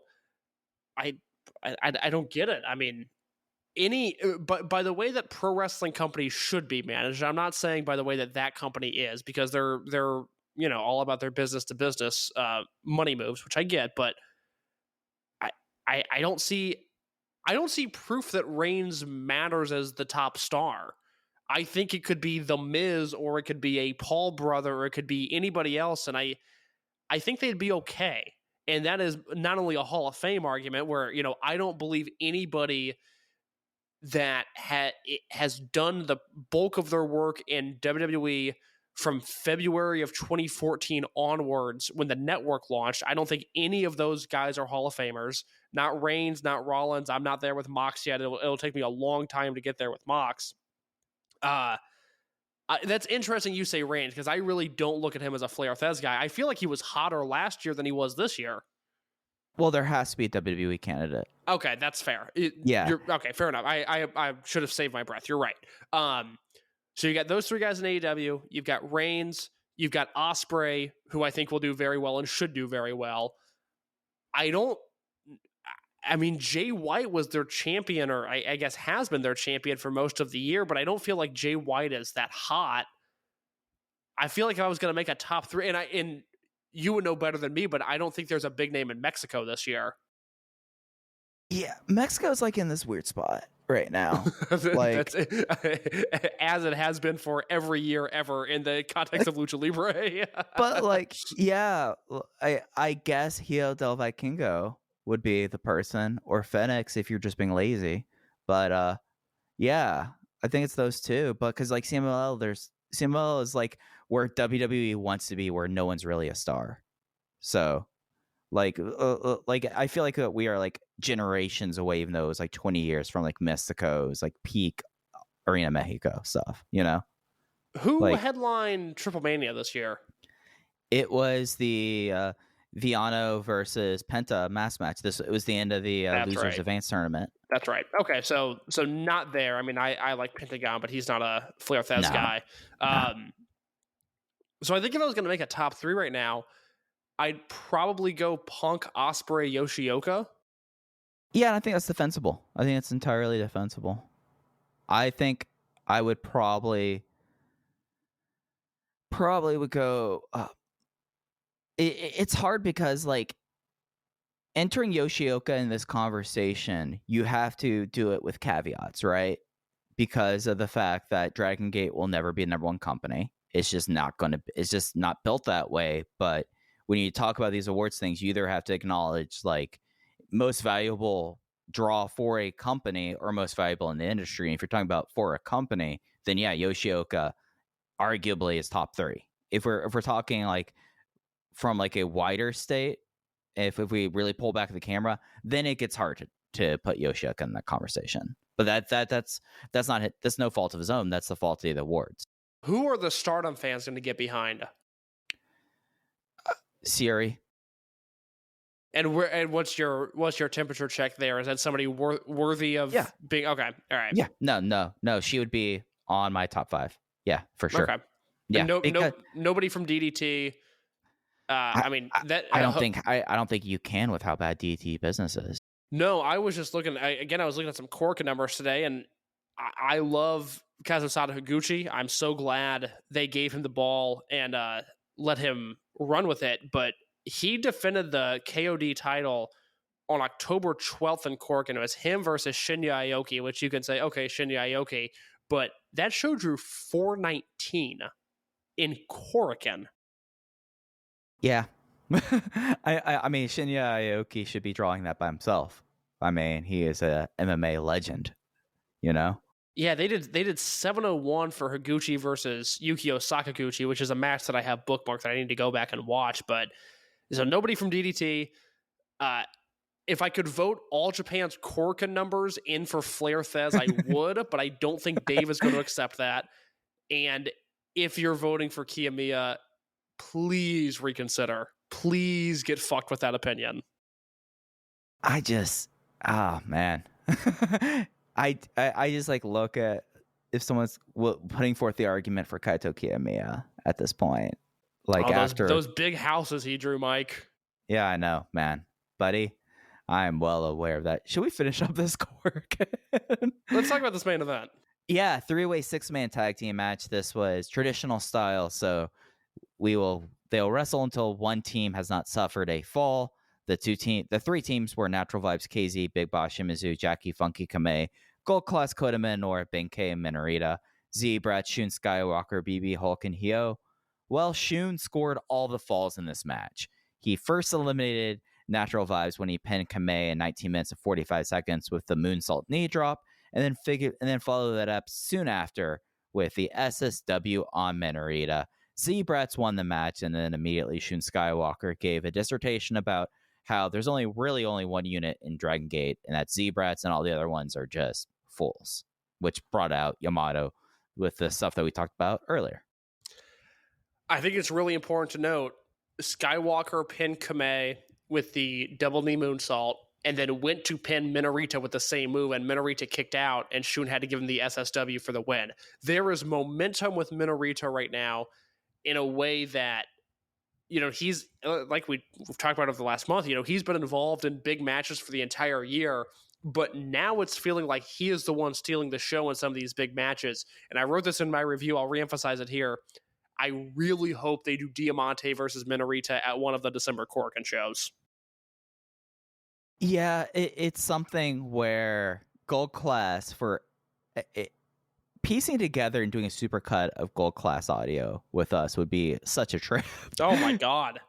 Because like Minorita feels much more important to the fabric of Gold Class than Minoura at this point. Even though Minoura is a person with all the signs in the crowd and everything like this, Minorita is the fabric. And he was the glue of this match. Like this match became about Minorita, and it was phenomenal stuff. I had to go back and look. This was my favorite match in this company since the Dangerous Gate main event. I was 4.5 stars on this. This was phenomenal. This was like returning to tradition in the way that it's like, all right, we have 6 matches that are going to go under 10 minutes. We're going to move things along here. And that's because we want to give this main event nearly a half an hour. And it was fantastic. It was magical. Yeah, this was my favorite match of the week. This was better than anything on Gate of Destiny. I was at 4.5 as well. And that point you made about Minoura and Minorita is interesting because I guess I feel like I almost have to reemphasize my support for Minoura. You know, I still think he is, given how young he is, a blue chip prospect. I still think he's a former Dreamgate champion. The way they have handled him post Kobe World is the best thing they could do. Mike, we have not spent a second of extended conversation talking about Minoura since August 1st. And that's the way it should be. And that's the way it should be until the calendar flips over. Then we can try again. We can push him again as a singles. We can push him and Minorita as a tag team, go for the Twin Gate belts if you want. But he has been so out of sight, out of mind. And it has led to Ben K coming in and Ben K thriving. And it has led to Minorita stepping up and him thriving. And by the time they're ready to push Minoru again, all of his sins are going to be washed away. And all three of these guys are going to come out in a better spot. Yeah, and that's the big thing about Minoru that I think we really should underline, that this is not a company that, like, they try with Minoru, that's it for him. They'll come back, and they're going to come back soon. It's just, hey, maybe next time when you like try to super push the young guy, you actually put him in an angle that the crowd receives properly and not reject outright. I mean, he's too talented to ignore for too long, but this is I love the way they have handled him. He has been such an afterthought, and that is the way that it should be, given the frustrations that were directed at him from you, me, and from everybody else this summer. This has been great. Minorita was tremendous here. Shun Skywalker is the best wrestler in the world, not named Will Ospreay right now. Diamante was great. There was just a ton of stuff to like here. This was a classic Dragon Gate main event. 4.5 stars from me. yeah, Diamante doing a topes and this, like, oh my god, a proper luchador tope. That was tremendous. Yeah, you don't get to see that a lot of Diamante, but hey, if you have Benkei and Shimizu across the ring from you, you probably feel okay doing that dive there. It just was something that, like, in the way that the great 3 and 4-way matches are, they find a way to weave everything in. I mean, you started off with Kota Minoura and Shun Skywalker immediately going to Masquerade stuff. The crowd immediately bit onto it, and from there, it's off the races for the next 23 minutes. Just tremendous stuff. And exactly when you announce this kind of match, we went through a period from like 2017 to like 2019 where they killed the 3-way match. It felt like every big show had a 3-way match. They let it breathe for a while. They bring it back every once in a while now, and they pick the right time here to have a true to form Dragon System classic 3-way match. Really good stuff. You know, I think throughout this review, you know, you and I both hit on the same points. Not a lot of great matches. You and I both love the semi-main event and the main event. Overall, this is a very fun Korakuen show. Absolutely, and that's not Dragon Gate's only appearance in Korakuen this week. By the time you all have listened to this, most likely Wrestle Universe presents Global Dream. It is the Noah Cross Dragon Gate special show happening in Korakuen Hall. It is a 6:30 local time start. And okay, so let's just run down this card real quick. We've been I feel like that the company line, we've done a pretty good job of making sure that we've gotten that point across. Let's run down the card and we can start getting into it. Please. All right. The listed opener, and this is all from the Wrestle Universe website because they do not post a full card on their social media for whatever reason. The listed opener is Madoka Kakuta, Ryu Fuda, Mochizuki Jr. versus, and I apologize, some of this is auto-translated, so if a name is wrong for a Noah guy, I apologize, Yoshiki Inamura, Yatsutaka Yano, and Kai Fujimura. Are we doing individual thoughts? Oh, I was pausing in case you want to jump in there. I can continue. No. Let's do it this way. I really like Inamura. It is a shame he wrestles for Pro Wrestling Noah, where his career will go nowhere. But Inamura and Kakuta is going to be the combination to watch here. I guess I'm just thinking about this now. You probably haven't seen most of these guys wrestle before, have you? Yeah, I mean, whenever I dive in for Noah stuff, it would be based around Dragon Gate guys. So not a lot of them would be going up against like Mochi or whenever people would show up. Okay, I'll say this. The opening match on this show is my second most anticipated match of the evening. I think this opener could be a lot of fun. Match 2 is a staggered 5-way elimination tag match. They said they wanted to make it feel Dragon Gate-like case. Look, I'm going to read off the pairings here, and we can determine how Dragon Gate like this feels like. It is Gold Class Minorita and Benkei versus Eita and Super Crazy Apparos del Mal de Japón. Manabu Soya and Ishin versus Asumu Mochizuki and Yasushi Kanda, the original pairing of M2K, versus Muhammad Yone and Big Boss Shimazuna, and what I'm going to call Dance Dance Revolution, those two. Does this have a Dragon Gate flavor to it whatsoever, Case? Yone and Shimizu together does, and other than that, no, it does not. Yeah, like the throwaway pair of the two goofy big guys is your Dragon Gate flavor, really. Like, I don't get why Ishin should be teaming with a random member of Congo, right? Soya's in Congo, right? I don't know. Yeah, hold on. I just realized something about this show. What's Look up? Look at this full card. Yeah. Is Masaki Mochizuki not on this show? I don't think he's booked. I fucking hate this show. This is such a waste of time. Masaki Mochizuki, former GHC heavyweight tag team and national heavyweight champion, is not on this show. I realized that because I was looking at this and I was like, God, Eito is like a giant star, is pushed heavily in both promotions, and the best they can do is a 5-way tag team match. And I love no disrespect to Super Crazy, but he's teaming with Super Crazy on this show. This almost feels like a show where like Eito should main event. The main event of this show should be Eita versus Masaki Mochizuki. Why is Mochi not on this? Buddy, I wish I could answer. There's a lot of questions on this show that I can't necessarily answer. Match 3, I would say, has more Dragon Gate flavor, as it's Ryo Saito and Genki Horiguchi, Maraha Isapa, tag teaming with their old friend Nosawa Wrong Guy versus KZ, Jackie Funky Kame, and Yohei. KZ and Yohei were not dojo mates, but they are of the same dojo generation. So everybody that has ever paid attention to Dragon Gate should know long before the Nozawa rumor started that Nozawa's friends with most of this roster. He's been friends with Saito and Genki for a very long time. That shouldn't have industry sweeping business ramifications attached to it. So please be wary when reading reports about this show. Yeah, I'll just state any show, and like I assume that Nozawa's probably the point man. Probably. I'm assuming this is Nozawa's project. I mean, you're right. Yeah. Do you? This has Tokyo Carnival vibes. Well, what is the between you and I and the person we talked about this with this morning? What's the prevailing theory as to why this show is happening in the first place? Oh, it's a bot. That Dragon Gate is getting paid to do this show. Right, and if you watch Dragon Gate shows over the last few weeks, even without that prevailing theory, which again, theory, I want to make that patently clear. What we're talking about this is just theories. If you look at how they've you would think that if this was something that Dragon Gate was really into, they would promote it. They did more promoting the Ryukyu Dragon show the next day in Shinjuku Face than they did promoting this next show 2 days later. They did more than that on the show that was in the same building 48 hours beforehand. They did more to promote that one than this. And that should tell you a whole lot. Yeah, this has been something that's been pushed really heavily on Noah social media. It has not been pushed heavily at all on Dragon Gate social media.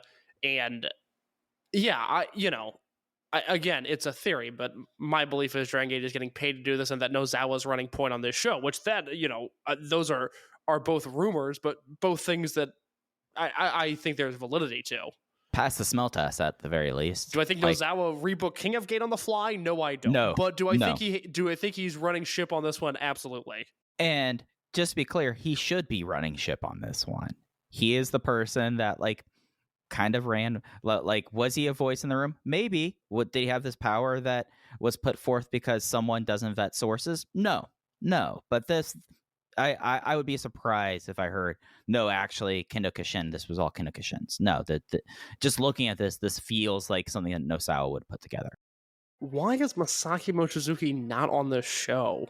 He's a former Tokyo, I forgot what they call it, Tokyo heavyweight champion for 3 years for Nosawa Bombaye shows. Is there a 0-1 date that he's... What the fuck? I don't sorry to swear, but that is the dumbest thing.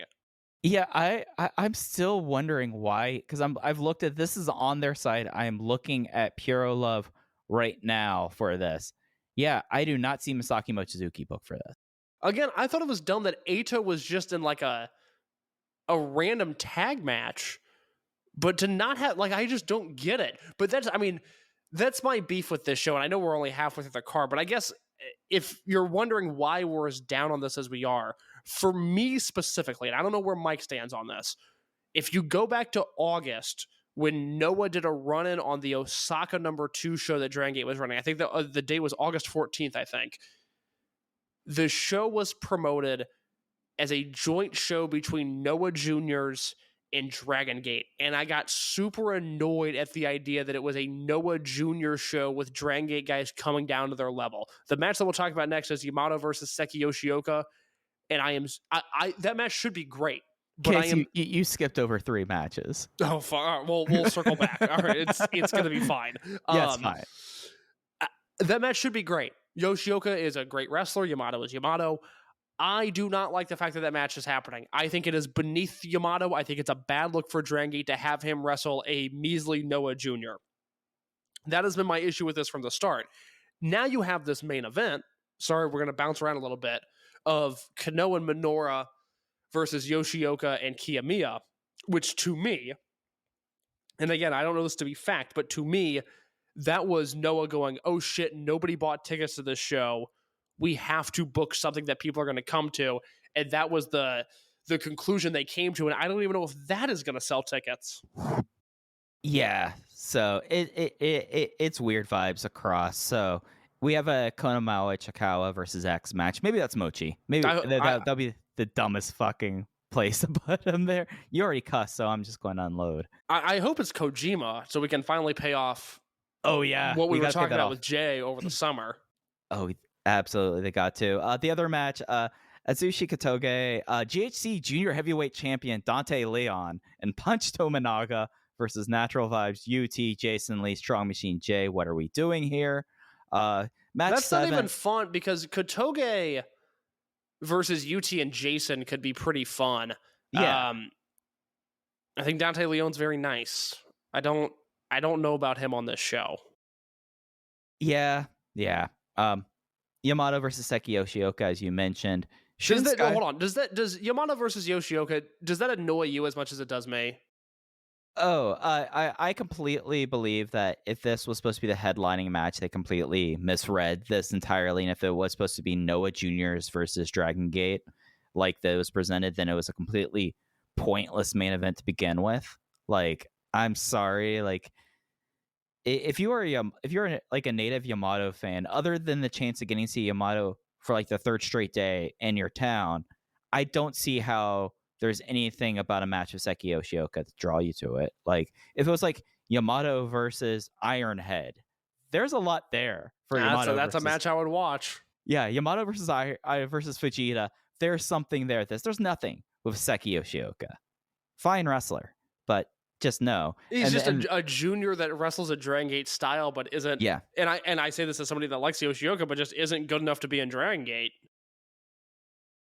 Yeah, so it's just like then you get down to Shun Skywalker and Tadasuke versus Amikisa and Takuma Fujiwara, and it's just like, okay, at least I'm okay with Tadasuke versus Fujiwara because I know Fujiwara is excellent and it'll be fine. This is my most anticipated match on the show, just because I like this pairing of guys. You know, it's the former Hao and Fujiwara. Tadasuke's solid enough. Shun is Shun. This kind of feels in the ballpark of what the spirit of this show should be. I like this match. Yeah, like if it was something where you had a little bit more of the cross-pollination like that, I would totally be aboard on this. But then again, you also look at the show and you could tell that like when things were added in on it also, because like you're adding in the Noah original like young guys. You're not adding in the people you've based your promotion around over the last 2.5 years. The 2 matches that were announced late were the 5-way tag and the main event, and both of those have Noah heavyweights on it. And that leads me to believe that they were not originally booked. And if they were, the card still sucks, so I'm still annoyed by it. Yep, and the last match, which was the first match announced, I think, was Dragon Kid Alejandro, or Aleje, Dragon Dia, Ninja Mac, Extreme Tiger versus BB Hulk, Hio Diamante, Hajime Ohara, and Hiroki. Yeah, I don't know. I hope Ninja Mac has a good night. That is one that could really go one way or the other. And I am assuming this is a vehicle to get Alejandro a big fall and to put him over to some degree, because the entire the build of the show was kind of based around him. Yeah, like that was like the weird thing. Like he showed up and won at Kobe Sambo. And kind of made Dragongate guys look bad when doing it. Yeah, and nothing else. That was the last like build for this show, was Alejandro winning that. Oh boy! All right. Let's talk about something good, Case. Well, let's reemphasize the main event of this show is Kiyomiya and Yoshioka, the two champions, versus Kano and Kota Minoura. Like we were talking about at the top of the show, the Dragongate Korakuen on Wednesday did 1178. The Noah show that was headlined by Tim Thatcher versus Kiyomiya did 789. Most attended Noah show in Korakuen this year. Give me over under 799.5 fans. Under. Easy under. And here's why. Counting on the Dragongate fans to show up is a good idea, but you're also scheduling this 48 hours after a Dragongate show. So I get the thought process, and I do think there will be people like, hey, 2 shows in 3 days, sick. Let's go do it. Friday night show, even better. I just don't think you could like transpose the entire Korakuen audience over there. And yeah, like you look at like what's promoted and what drew there for Noah, and you suddenly like have a lot less of those stars that they were banking on. So you have like the Noah originals there, and I have no confidence in them drawing 800 people. No. I'm going to go with 830 fans. Okay. No, I think it's completely rational. I just thinking that there's no way that... Do you think the show can... Is there a universe that the show breaks 1,000? No. Is there a universe that the show breaks 900? I don't think so. I mean, honestly, this is an interesting scenario. If the show breaks 1,000 fans, that seems like a really bad look for Noah, doesn't it? Oh, yeah, because that pretty much tells... And it's something that... we will probably be able to notice people in the crowd because they would have been at Korakuen 2 days before. So I'm looking at Masaki Mochizuki's Twitter right now. What's he up to? I know he's been posting a lot more of his cute dog. He's tweeting about this show, but doesn't say anything about like, oh, I wish I could be there, but I'm working like a hard hit show. Tradition. I just don't think he's booked on this show. That is so weird. Maybe while he's walking his cute dog, he might stop by and see what his son's up to. It looks like he's going to be there, but he's not going to wrestle? I don't know. That's insane. I'll be honest. I got distracted by the Mochizuki dog. I don't blame you. All right, let's fantasy book real quick before we go. All right. So, as we mentioned up top, reporting from the flagship wrestling podcast Patreon, has Dragongate doing their first show in the United States in over 8 years at WrestleMania Weekend 2023 in Los Angeles. Case and I, for well over 2 years, have basically put out one statement: let us book this. So this is what we're going to do for Mass Republic, whoever. We're going to supply you with 2 card ideas. We had some framework, we had some rules about this that we stuck with. Keep this. I mean, we can't just go book Heel del Santo in a mass match. Like, this isn't that kind of show. That we don't run that kind of ship around here. But we had rules. We're doing 5 matches. 4 of the matches had to be exclusively Dragongate. One of the ones you can make it like a Mania match and bring in people from across the world.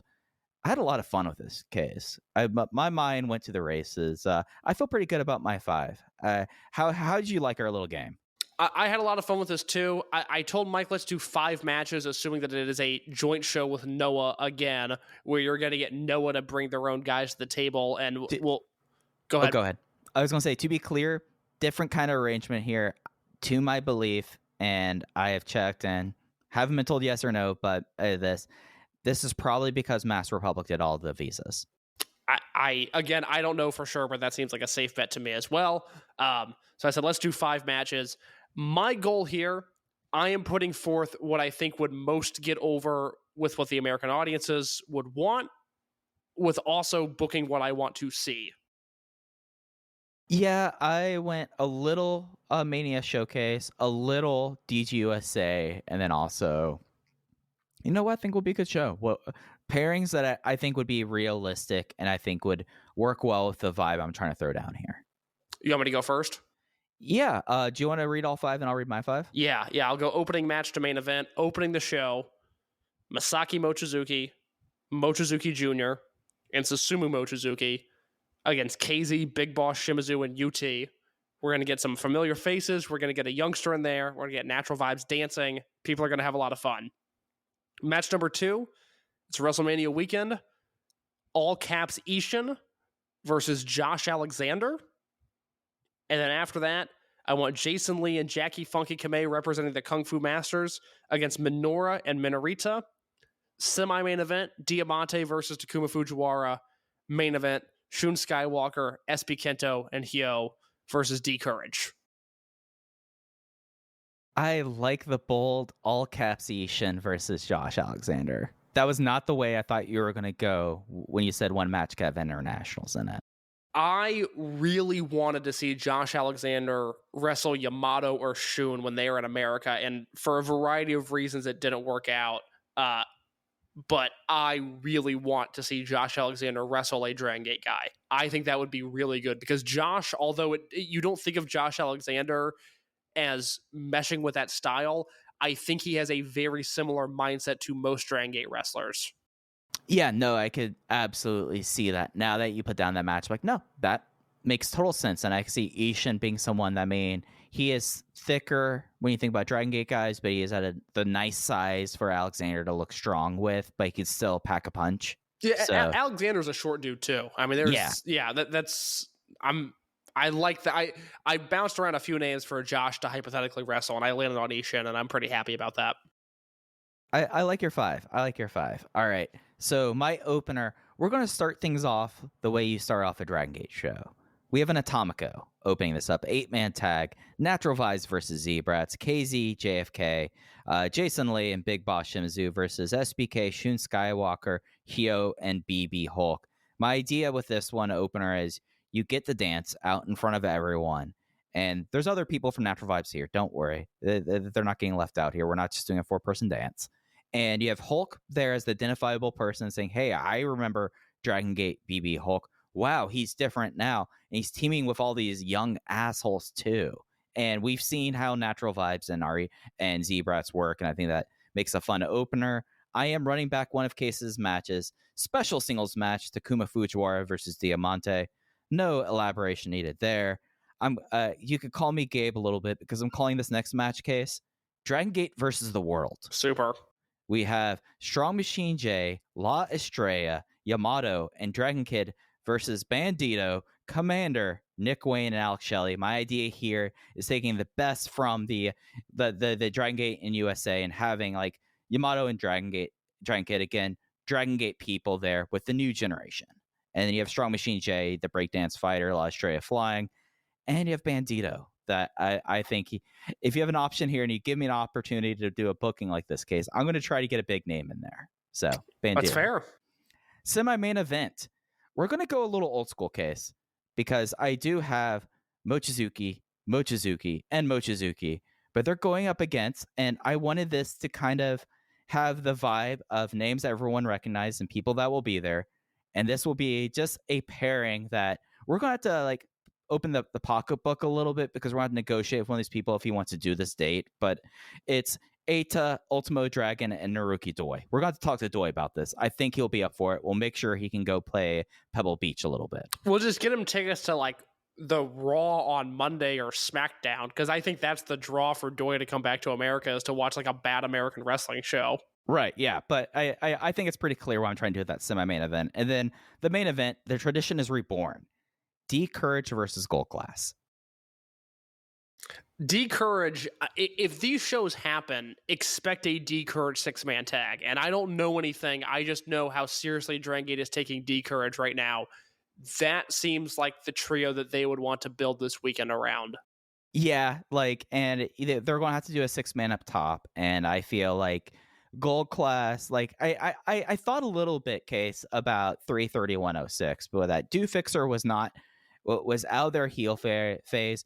Blood Generation, was heel, was quickly moving out of it at the same time. So it was not necessarily like pure face or Teneko versus Rudo happening in the main event there. I like having a tweener team with them there. And Minorita needs to go run. And I want to see Madoka Kakuta chase Minorita around whatever venue they're running. Like if it's a conference room, go over to WrestleCon. I want to go see them do all the laps. Yeah, I think that's a really fun match. I think Minorita is somebody that absolutely has to be involved as well. My only takeaway from your card is I wanted to book Eita, and I think Eita needs to be involved, but I didn't want to like lump him into anything that he's not currently involved with, and so I left him off. But let's revisit this in the spring. Hopefully Eita has a real unit by then, and then I would like to include him. Yeah, like that's the thing about this. And it's a fun exercise I feel like you get a respect for. I originally had Ultimo in that DG versus the World, and I moved him out of that because I was like, no, we don't really need to do that. Put Strong Machine J in this. But Eita is such a hard piece to figure in at the current time. It's just, you kind of have to lump them in. So I picked like 2 stars that don't have units. Yeah, and that works for me. I think that'd be a very good card. We both have Diamante versus Fujiwara, and I was saying in the Discord, for as much as it scares me to have extra eyeballs on Diamante, he seems like the crucial part of these shows, whether it's him in a singles match or him in a 6-man tag. Yeah, no, like you have to have that. And then when you have him out here, you kind of want to do Fujiwara. You want to run back that match. They want to run back that match. Why not do it in front of the American crowd? Of course. Absolutely. Well, I think that's it for us this week for Case. Just a thanks to everyone for bearing with us as we kind of changed things around with Gated Destiny. We'll be back to our usual Tuesday schedule, at least next week, with the holidays and their schedule. You will be informed one way or the other what the podcast schedule will be going through the holiday. Yes, but back on Tuesday with a Noah Dragongate Global Dream review. And the sad thing is, I don't think we could like sandwich that with that dark match because it looks like that dark match is not going to air. If it does, we'll talk about it. But no, it doesn't. It doesn't look good for that dark match right now. We're going to need to like find like one like happy thing to have with this. Like we're going to have a whole lot of vegetables. Case. I want at least one little sweet at the end of it. For sure. Yeah, we'll figure that out, though. But if you want to follow the show, the best way to do that is on Twitter at OpenVoiceGate. Cases at _ in your case. I'm at Fujiheya. If you would like to support the show, click the link in the show notes. It'll take you to our redcircle.com landing site, sponsor this podcast, and you could use promo code VOW65 at HelloFresh for 65% off, plus free shipping, and throw us a rating and review on iTunes, Google Podcasts, Spotify, wherever you get your podcast. It will help us out greatly. But that's going to do it. We'll talk to you again next week. Take care.